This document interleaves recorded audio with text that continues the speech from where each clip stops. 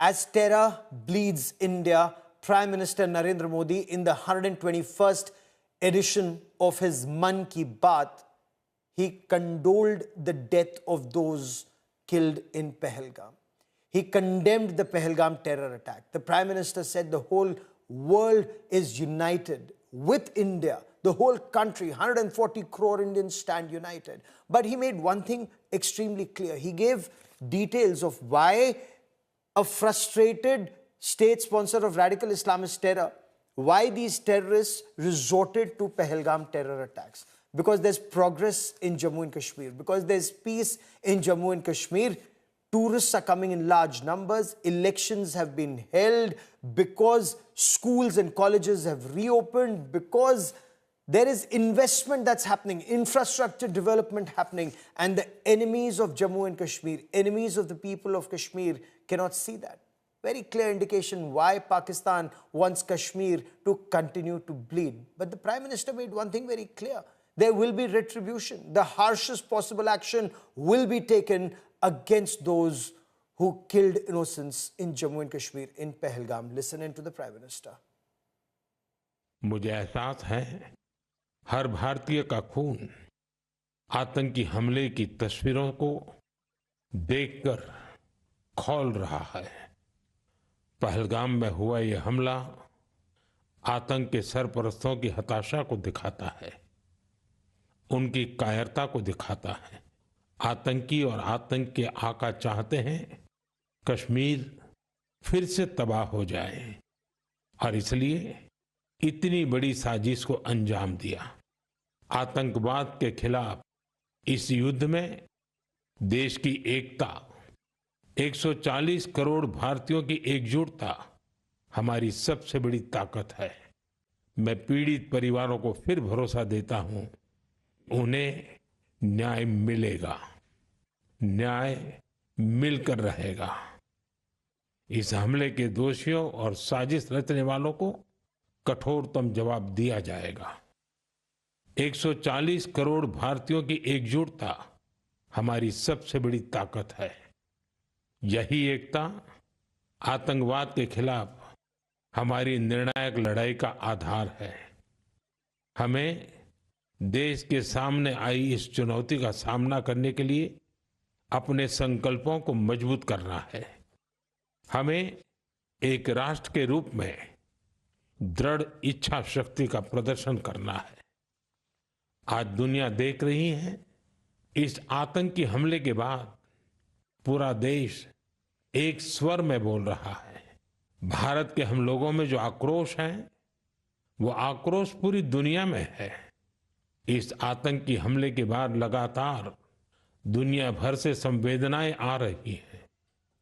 मुझे भी global leaders ने फोन किए हैं, पत्र लिखे हैं, संदेश भेजे हैं। इस जघन्य तरीके से किए गए आतंकी हमले की सबने कठोर निंदा की है। उन्होंने मृतकों के परिवारजनों के प्रति संवेदनाएं प्रकट की है। पूरा विश्व आतंकवाद के खिलाफ हमारी लड़ाई में 140 करोड़ भारतीयों के साथ खड़ा है। In the Srimad Bhagavad Gita, there is a shlok which says, Yuddhai Krit Nishchaya. The Prime Minister speaks of that Drid Nishchay that India has to take, the resolve that needs to be taken. Hatova prapyasi swargam jitva va bhokshasi mahim tasmad uttishta kaunteya yuddhai krit nishchaya. Take a firm resolve and fight. Has India now taken that firm resolve? Joining me on this India Today special broadcast is Vice Admiral Sheikh Harsina, former Flag Officer Commanding-in-Chief of Indian Navy's Western Naval Command, Air Marshal Sanjeev Kapoor, former Director General Flight Safety and Inspections, a former fighter pilot of the Indian Air Force, and Lieutenant General Rameshwar Yadav, former Director General of Infantry. And I want to begin with you, Admiral. I want to understand from you the tests, the exercises that the Indian Navy is carrying out in the Arabian Sea. What is the signaling in your appreciation when you hear the Prime Minister and when you hear the action on ground? What do you make of it when you join the dots, Admiral? Well, thank you, Gaurav, for getting me on your program. I think these are very strong words which have been backed by the naval exercise that is going on. The two things which come to my mind, if I were there, what I would have gleaned out of this. Number one, that given the targets, a precision attack can be made from distances where the Pakistanis cannot reach and attack our ships. So that is number one. Number two is that we are ready. We will not allow any of their ships and submarines to get out of their harbors, or if we want, we can enforce a blockade and maintain it for quite good time, which will stop the the support by means of the oil, by means of any commerce which is coming into Pakistan, that can be stopped and maintained. So that should choke the country economically, and that falls in line with the government's policy of first doing a diplomatic and economic pressure, and thereafter applying the military pressure either from land or from air. Air, land, sea, undersea, India's strength. The Prime Minister, Air Marshal Kapoor, when you hear the Prime Minister in his Mann Ki Baat, he's spoken of multiple aspects. How would armed forces commanders be witnessing or viewing what the Prime Minister has said? What's his signal to them? Of course, there'll be a direct signal, but then there is a signal that goes nationwide. What do you make of what the Prime Minister said? I covered with you 3 days ago the stopping of holding Indus Water Treaty in abeyance, in my opinion, which has never happened after all the wars which we have fought with them. And before any conflict has taken place, to put that treaty under abeyance shows the intent of our country. Mobilization of the three services, their exercises, and coinciding with the capability building that is going on presently could be termed as warming up. Before you go in for any race, a person warms up. And similar thing is happening across also, because the advantage which the enemy has now got is that they have stopped all the overflight clearances of our aeroplanes. So with that, what happens is that anything coming from the eastern side on their radars is immediately picked up as a hostile aeroplane, which otherwise have gone in as a commercial or any other a cargo aircraft or carrier aircraft. So towards that, their air defense would be better prepared, because anything coming from this side is target. The deployment is going on, and we have multiple options, like Admiral Sinha just mentioned, that it is the political will to give us the directions to the services, their aim as to what should be the targets that should be taken out. Oh, absolutely. And that, of course, we leave it best to the armed forces and the government of the day to decide. The Prime Minister knows and his government knows how best to keep India and Indians safe. General Rameshwar Yadav, there's also action being taken internally. I believe now 10 homes of active terrorists have been decimated. They're being destroyed. They're being pulled down. There are active operations currently underway at multiple locations to neutralize terrorists. Is that an effort that you secure your flanks before any action follows? It's to weaken any support that the adversary may have? Basically, it is to deter any future helpers, overground workers, or militant themselves, in case they indulge in their activities, what is going to happen to them. Demolishing their houses and their support bases is one of the methods of conveying political message to them, and thereby conveying somebody else in the such areas. Okay. That you must express your loyalty to the country, and you must be part of the country, shun the path of violence, and join the mainstream. And this is what the message is going around. Fair enough. Now, some of the finest voices on matters military are with me on this special broadcast. With me now is Lieutenant General KJS Dhillon, not only former Kashmir Corps commander during and after the Pulwama terror attacks, but also former Director General of Defense Intelligence Agencies. General Dhillon, what do you make of Pakistan's nuclear threat to India, whether it's Ishaq Dar, their foreign minister and deputy prime minister, or their railways minister Hanif, saying, ye makkar baniye hai. Look at that hatred, their visceral hatred for India and Hindus. They're saying, ye makkar baniye hai, and words to the effect that we have the Shaheens, the Gauris and Ghaznis for India. Gaurav, thank you, and good afternoon to all my fellow panelists and viewers. This threat of nuclear weapons, it is not new. It is not the first time and not the last time Pakistan is going to give it, unless their nukes are taken out. And like you are saying, Rashid Sheikh trying to say that pow pow ke nuclear bomb. So that is their IQ, as you are very rightly saying. And all these threats are desperate statements. Now they are in a corner, and now they know that India holds all the cards. And the world is supporting us. The most important thing is the world is behind us and the world is siding with us. Now they have been isolated, and India retains all the options to exercise, starting from few diplomatic options were listed out the other day, then economic, the political, and of course the military. Okay. All these options can be in isolation, they can be in conjunction with each other. And talking about specifically about the nuclear threat which Pakistan's ministers are giving, they must understand India's nuclear policy. Yes. And they must understand the Pakistan's geographical size vis-a-vis India's size. Yes. India is very capable of absorbing the first tactical nuclear strike by Pakistan. But as per our nuclear policy, the retaliatory strike or the second strike is going to cause unacceptable damage on Pakistan. Yes. And Pakistan has to understand Pakistan has only 7 to 8 cities as compared to India's numerous cities and our depth. And if those 7 to 8 cities are taken out, and you can imagine, जो बिलावल भुट्टो बोल रहा था कि खून बहेगा, पानी सूख जाएगा तो खून भी सूख जाएगा. And once the nuclear retaliatory strike comes, there will be no khun, there will be no sharir, there will be no haddiyan, no nothing.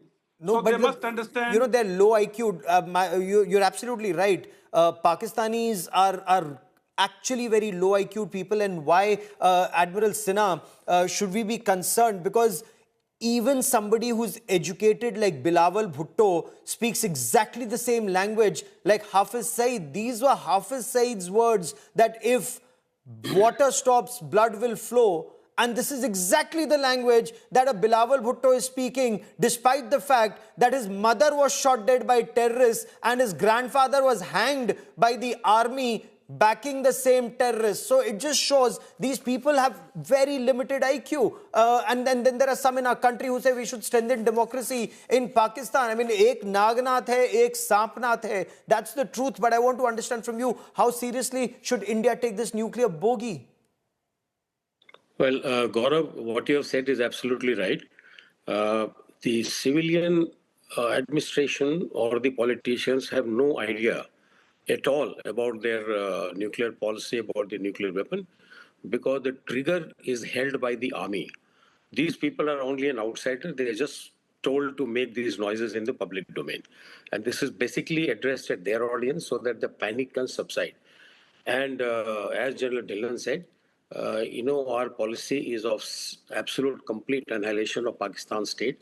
It may not exist on the map after, in case of a second strike. Okay. And I'll say very confidently that we have to go with little maturity. Shouldn't get excited by these statements which they make. We are a very responsible democracy, important nation in the world, and our actions will be very calculated when it comes to nuclear. And as Dhillon said, okay, he's right. Best is to take out all the nuclear weapons. If they say that we don't know where the nuclear weapons are located, I think only time will tell. That's all I can say for the time being on. No, that's very heartening to hear, because there is one aspect of this nuclear bogey. Air Marshal Kapoor, you know Kargil operations better than many in our country. Of course, this panel, everyone knows it inside out. They've participated in those operations pre, post, and dealt with Pakistan terror even in the past. Kargil was a war that was fought just a year after nuclear tests were done in 1998, and then Kargil in 99. But even Balakot was military punishment to Pakistan, and it did not escalate to a nuclear threshold. In your appreciation, what do you make of this nuclear bogey, and is it time that Pakistan understands that India is on top of that escalation ladder? Or are you concerned with a radical Islamist Maulana general at the helm of affairs, Asim Munir? Things can quickly escalate, and a madcap like him could do anything. See, you have a point wherein the nuclear enabled Pakistan fought with us in Kargil and also took on our second strike of Balakot. The Pakistani media at that stage had also threatened, and their politicians had threatened about nuclear escalation because they have to play it to their own masses. Now, the difference this time, in my opinion, is that we have Asim Munir, who you have rightly pointed out with a radical mindset and an ex-ISI chief. The operations that are going along in Pakistan, the 6 lakh army which they have, is split at this stage between Balochistan, Khyber Pakhtunkhwa, in Gilgit-Baltistan, some border areas, or Iran, and the forces, like in the previous time, is not completely on the eastern border. So this also must be playing on his mind that we do not have that kind of a strength which they would have loved to have for a conventional battle. This threat they will continue using till a stage reaches, in my opinion, wherein when their main targets are being taken out, at that stage, they will again probably threaten. That is my appreciation. Okay. Now, General Yadav, you look at Pakistan, you look at the way their society is reacting just to the fact that India is holding Indus Waters Treaty in abeyance. There's panic in Pakistan. How do you see this panic and the language that's spoken by an educated Bilawal Bhutto Zardari and Hafiz Saeed?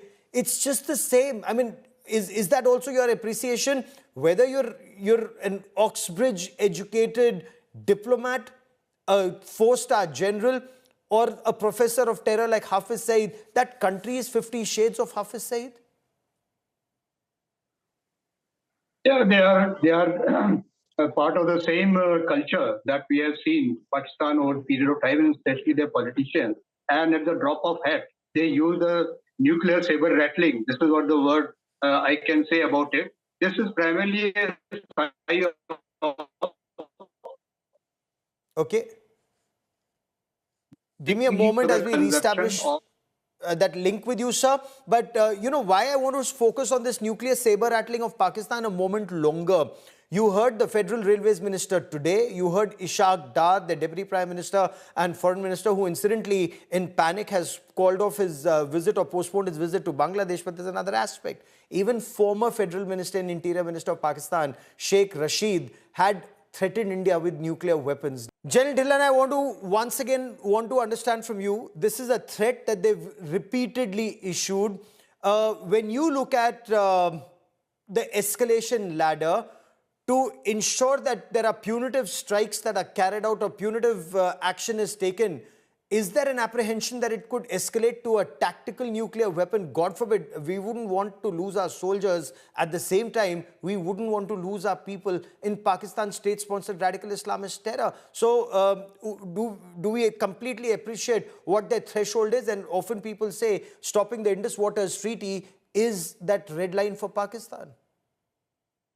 Gaurav, we must understand Pakistan is already isolated, being a terror state, terror sponsoring state, and state with the terror as their main statecraft.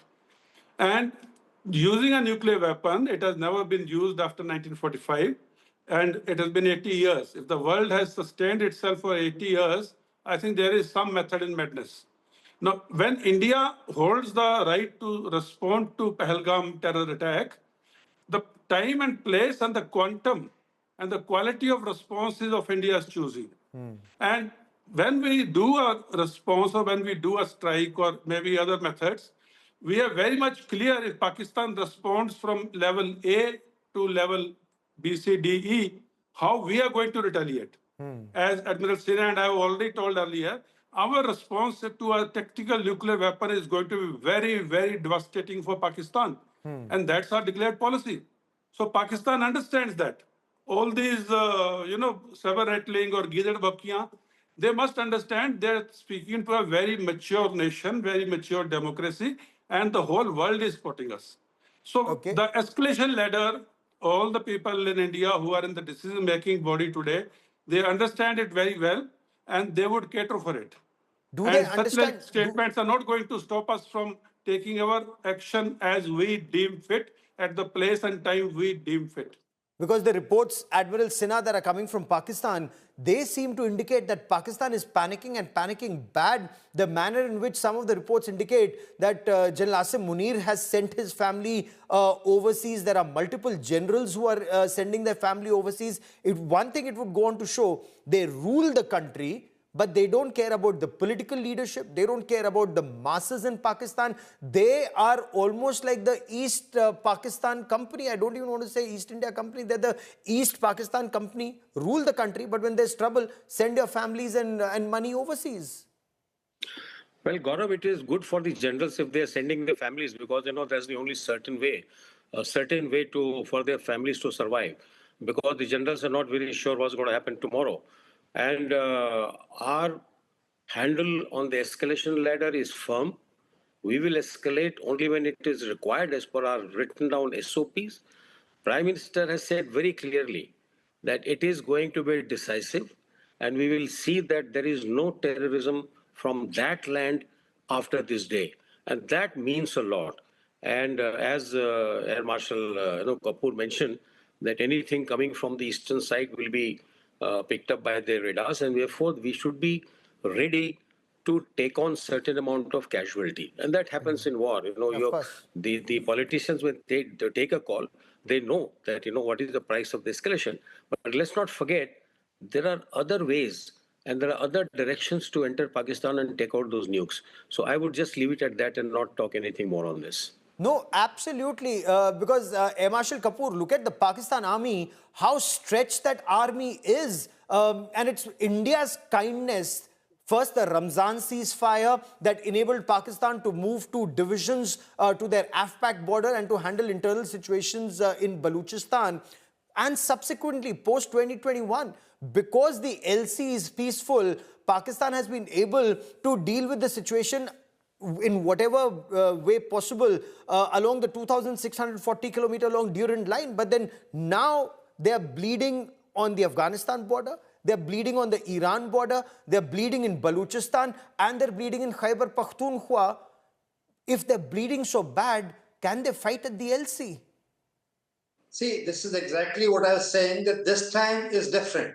The last conflict of Kargil to now, and I tweeted yesterday on this count, seeing the, on your channel only, when I was on the panel the other day, seeing the face of the prime ministers seated around with the army and the civilians, the national security, it shows to me somewhere that he was not even aware or kept in the loop about by the army chief. And the same thing happened in 1999 when General Pervez Musharraf did not inform Nawaz Sharif at that time and launched Kargil misadventure. I have reasons from seeing the body language that probably the political leadership, which itself is puppet now there, may not be even aware of what Asim Munir has planned. And his speech of 16th April, if was taken seriously, because that was a thing that he is now cornered from all sides within his country.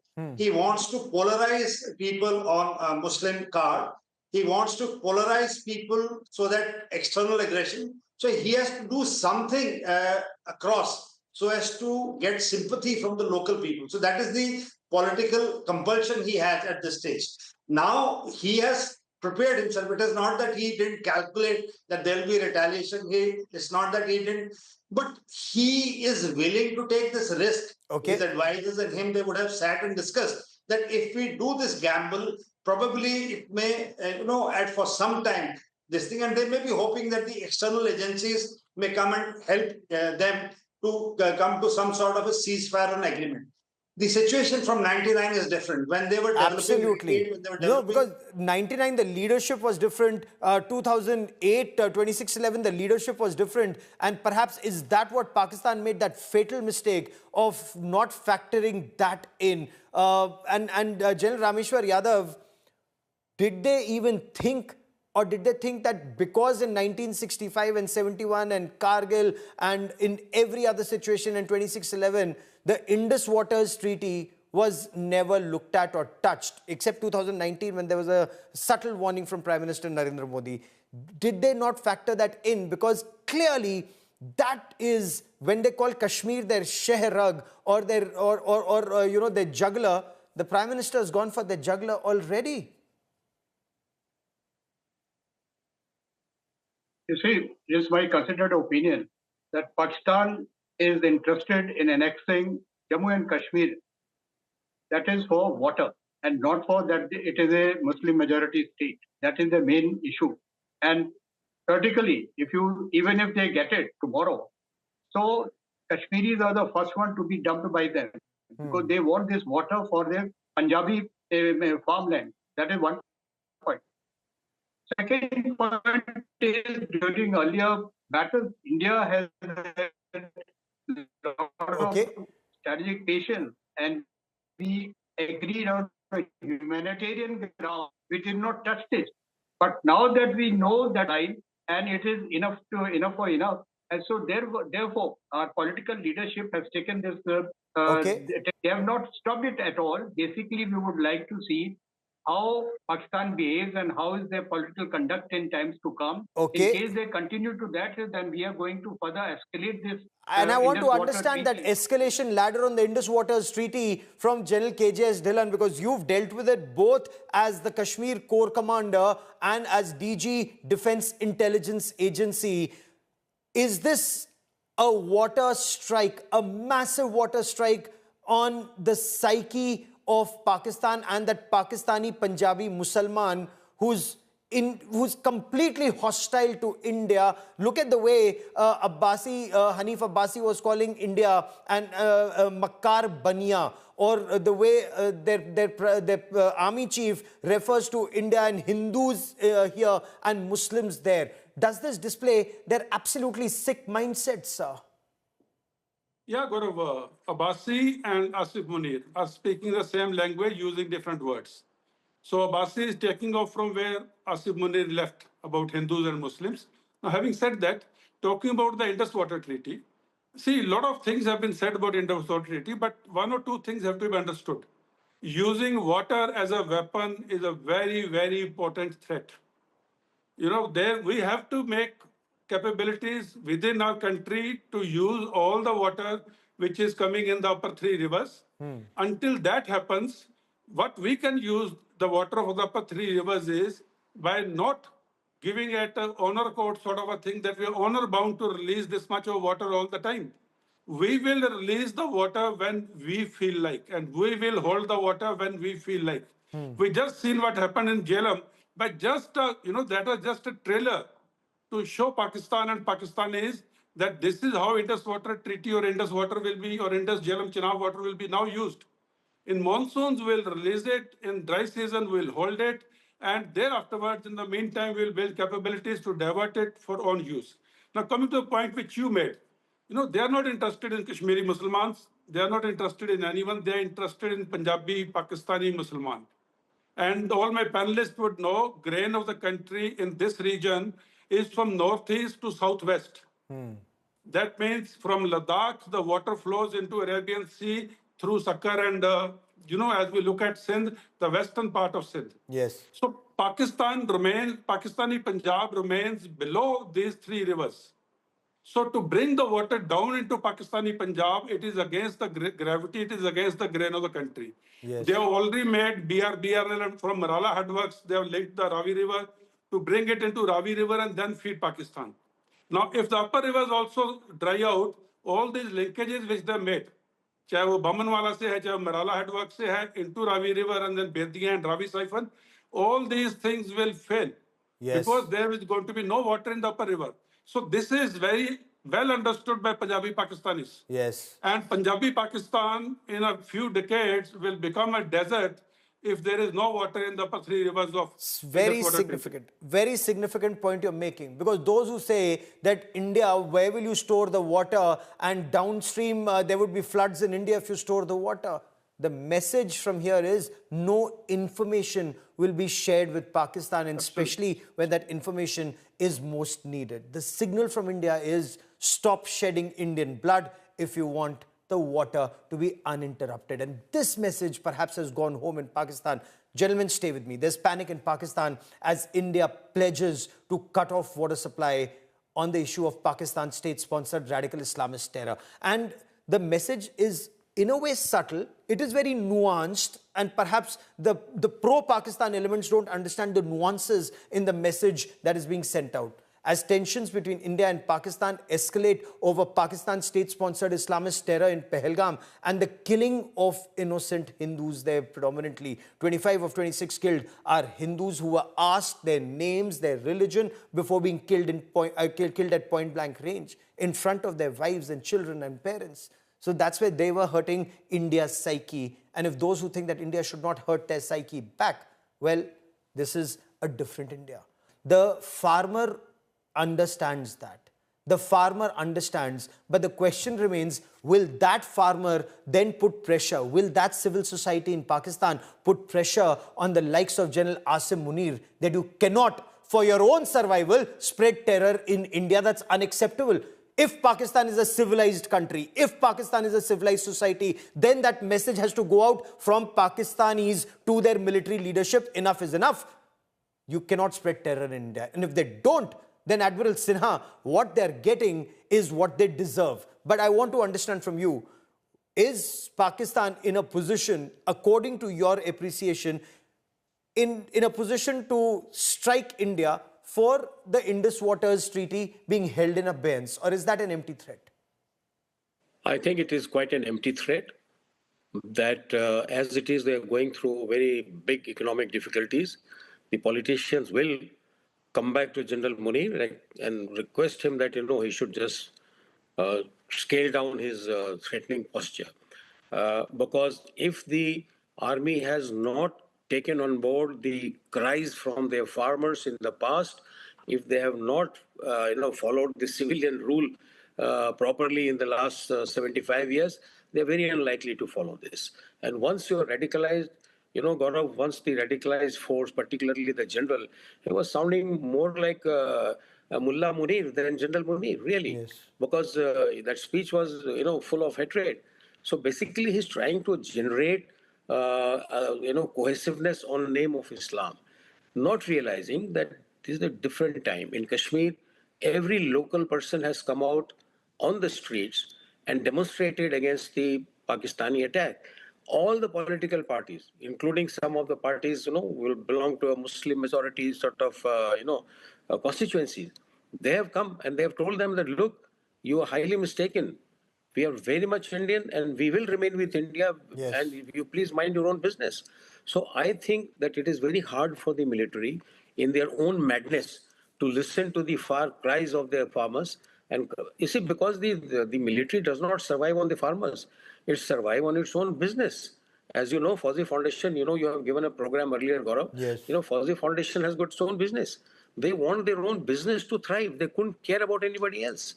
And I think it's more so even now, because you've got a mullah in the general. Yes. And I think anything can happen, and we'll have to wait and see how it goes. Okay, or stay a step ahead instead of waiting for that Mullah Munir to hit you, perhaps in more ways than one, kinetic, non-kinetic, degrade Mullah Munir's capability and capacity to target you. Marshal Kapoor, isn't that the way to move forward? And this Indus Waters Treaty gives that body blow to the Pakistani society that this is a different India. You cannot bleed this India or you will actually not have water to drink.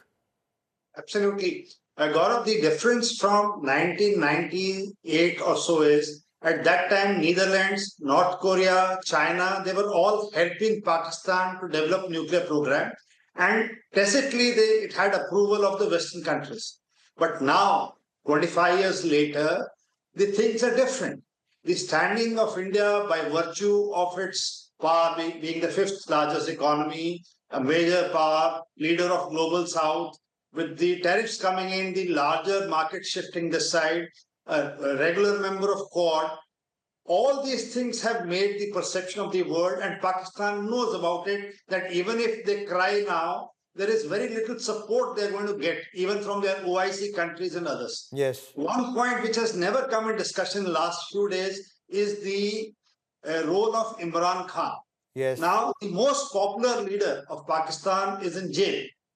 The fissures between the top leadership in army, I was reading somewhere, are evident.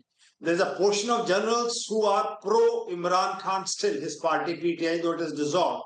And there's a large support for his people on the streets who still feel that a genuine leader is behind bars. Yes. So if we have to play our cards politically before going in for a war, this is one such thing which the nation would be, I'm sure, looking at, because the army, as you mentioned, is thinned out, right from Balochistan to Iranian border to Khyber Pakhtunkhwa to Gilgit-Baltistan to some portions of Sindh and rest along the eastern border with India. The internal fissures is what we as a nation should exploit first. We Yes. are ready because they are actually scared. The Orbat and the other things which are available in open sources and the radar pictures which are available on Flight 24 radars available on internet. Their airborne early warning radars, aircraft AWC, AWACS, air-to-air refuelers, fighters, from the airfields, from Sargodha and all these, Islamabad, are flying throughout the night. Now, at some stage, they'll run out of hours. At some stage, it will cost them spares. At some stage, it will cost them, fuel and oil and rotables. And as if the conflict begins, the supply for the spares will be from those countries from where they have procured the airplanes. Oh, absolutely. The JF-17s and the F-16s. So this would also be a worry for the leadership because at this stage, they'll have to demand those spares. Absolutely. Because what I want to understand and share with our viewers, because all of us, and I've learned so much from the Admiral and the Air Marshal in the past decades, that Pakistanis are not only, and I'm talking about their military specifically, they're not only low IQ, they don't have long-term strategic thinking. They lack it. Whether it was 1971, whether it was Kargil, that Musharraf, he thought that he will send his soldiers on those Kargil heights and cut off Siachen Glacier and cut off Ladakh. He did not wargame India's response. He left his soldiers to die on the Kargil heights. He did not know how he will sustain his soldiers on the Kargil heights, for months or God forbid, years.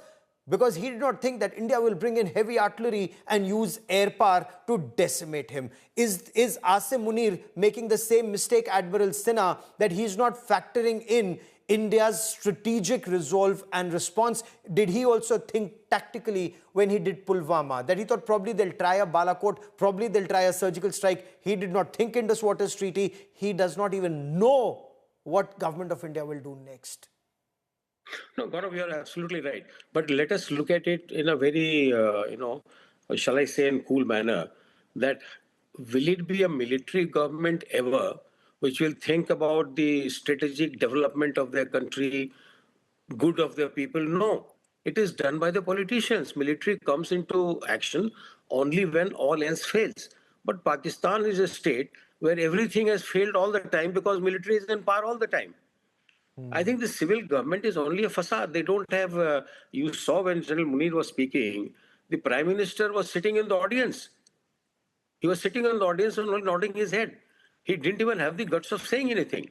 Yeah. So that goes to show that Pakistan military is always in action. They are the ones who have the power, and military powers do not think of very long-term development plans. They survive on their tactical sort of targets. They address those tactical targets and achieve, and then they are supposed to hand over to the civilian government. But here, there is civilian government is only for namesake. Yes. You only just said Imran Khan is in the jail. And not that Imran Khan, when he comes out, in anybody's guess whether he's going to be a big friend of India or he's going to be the same. Because he was speaking the same language toward the end. Oh, absolutely. So I think that, we have to take it that Pakistan is not a normal state. Yes. Pakistan is not a normal state like we imagine.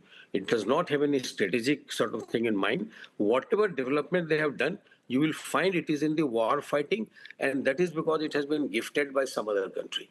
And therefore, to expect from them that they will have a long view, sorry, I don't agree that they will have a long view of the good of Pakistan. They only have a short view. And if you have a short view, what is happening is very evident. So they have a short-term tactical view, and that tactical view is only for the duration of the tenure of the army chief. And Marshal Kapoor, as we show these images of exercises that are happening, the Indian Navy is carrying out a series of exercises, the army has its own exercises, and the Air Force, of course, exercise Akraman, and the shifting of its resources where they're actually needed. I want to understand from you, is Asim Munir then looking for an extension, again thinking tactical? It's a company commander's mindset. Even if he's become a 4-star general, they can't think strategic. See, like Admiral Sinha had pointed out a little while ago, and I'm sure General Dhillon would be in a better position to answer, the complete businesses are controlled in Pakistan by the generals. So the bandwidth is similar. So either they have to manage the cement plants, to the highways, to the trucks, to managing real estate, properties, shipyards. So the same general has to plan for the development of Rawalpindi and Karachi. The same general has to see that the CPC corridor is moving in the correct direction. The same general is running schools, and the same general is managing his family in UK and USA. So the bandwidth is same, and the same general is supposed to lead his troops and people to war. So somewhere the disillusionment, which I have been reading and seeing, what you mentioned, the Kargil war, they left their troops to die. Absolutely. They were never claimed. And same thing happened. That's a very, very important point you're making. General Dhillon, Air Marshal Kapoor and Admiral Sinha for joining me here on this India Today special broadcast. Many thanks. The fact remains that Pakistan has taken one step, which is targeting innocent Indians and predominantly Hindus in Pahalgam. Did they not factor in India's strategic response, including holding the Indus Waters Treaty in abeyance? And what next? We'll be tracking that story very, very closely, because one thing is clear: Pakistan's state-sponsored radical Islamist terror is no longer acceptable, whether it's in any other part of our country, and now even not in Jammu and Kashmir.